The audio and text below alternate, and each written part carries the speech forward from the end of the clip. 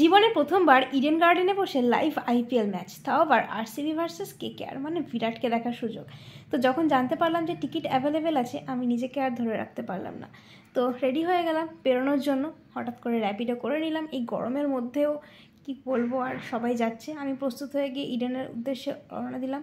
তারপর এত সুন্দর দৃশ্য দেখতে দেখতে, যদিও গরম প্রচণ্ড লাগছিল, কিন্তু কি আর করার, বিরাটকে দেখার সুযোগ সামনাসামনি, এটা কি মিস করা যায়।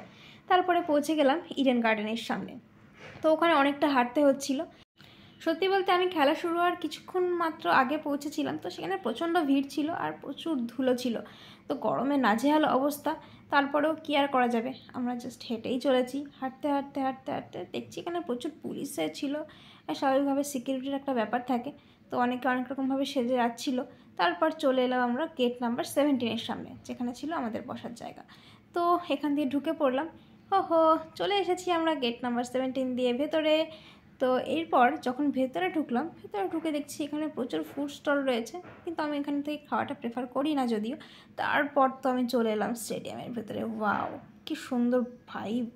তোমরা সবাই জানো এই দিনের ম্যাচটা খুবই এক্সাইটিং ছিল। তো আমি নিজের সিটে বসে খেলাটাকে এনজয় করছিলাম আর ভাইবটা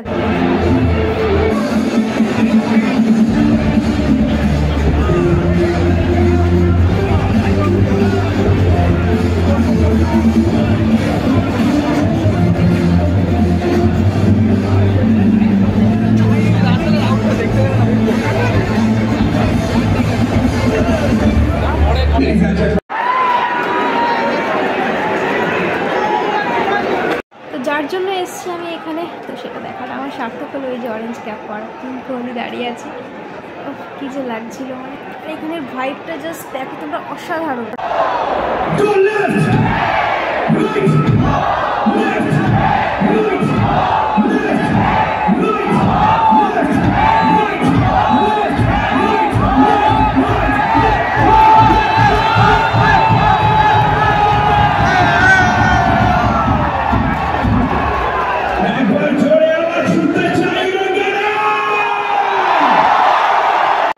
সন্ধ্যা হওয়ার পর গ্যালারিটা দেখতে জাস্ট এইরকম লাগছিল, চারিদিকে লাইট, মানে এত সুন্দর। আমি সত্যি বলছি, টিকিট কেটে আসাটা আমার সার্থক হয়েছে।